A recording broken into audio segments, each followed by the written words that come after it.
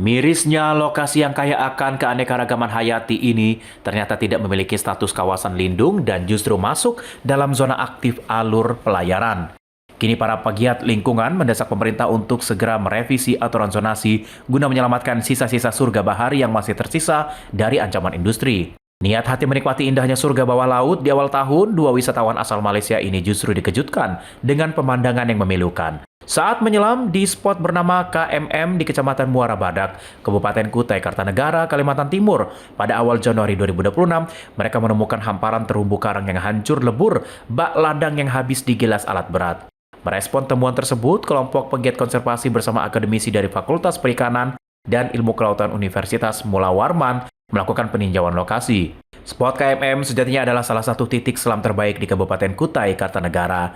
Namun lokasinya sangat beresiko karena berada tepat di tengah hiruk-pikuk aktivitas bongkar muat batu bara dari kapal tongkang ke kapal vessel berukuran raksasa. Ironisnya tak ada satupun penanda navigasi yang menunjukkan bahwa area ini merupakan perairan dangkal yang wajib dihindari kapal-kapal raksasa. Ancaman semakin nyata lantaran hampir seluruh spot terumbu karang di kabupaten ini belum memiliki status kawasan lindung. Sebagian besar justru masuk dalam zona alur pelayaran yang membuat kapal-kapal raksasa bebas melintas tanpa adanya payung hukum yang melindungi ekosistem di bawahnya. Saat tim melakukan penyelaman, kehancuran masif langsung terlihat jelas. Struktur karang yang awalnya banyak gundukan karang kini rata dengan dasar laut. Karang-karang besar yang butuh puluhan tahun untuk tumbuh tampak runtuh dan tercerai-berai akibat hantaman benda bermassa sangat besar yang diduga kuat berasal dari kapal yang kandas.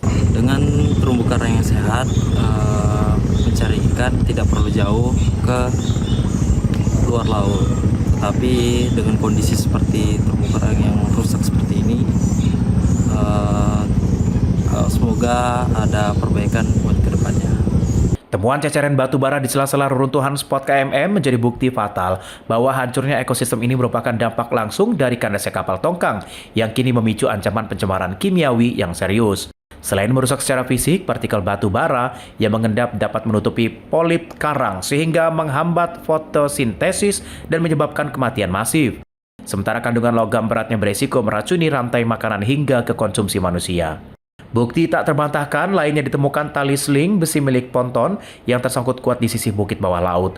Tali baja ini diduga kuat ikut merusak karang saat kapal tongkang berusaha membebaskan diri setelah kandas di lokasi tersebut. Dari hasil pengukuran, diperkirakan luas kerusakan mencapai 200 meter persegi. Berdasarkan jurnal ilmiah, jika dihitung luasnya yang rusak, spot KMM alami kerugian hingga 3 miliar rupiah secara ekologi. Yang ada itu berada di kawasan pelayaran, jadi harapannya untuk menghindari kejadian serupa terulang lagi, itu ada atensi berupa pembuatan penanda permanen, biasanya berupa tiang atau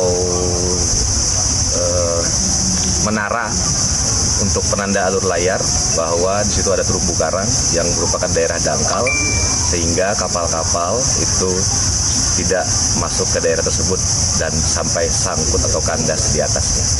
Di sisi lain yang tidak terdampak hantaman, spot ini masih menunjukkan kekayaan hayati yang luar biasa.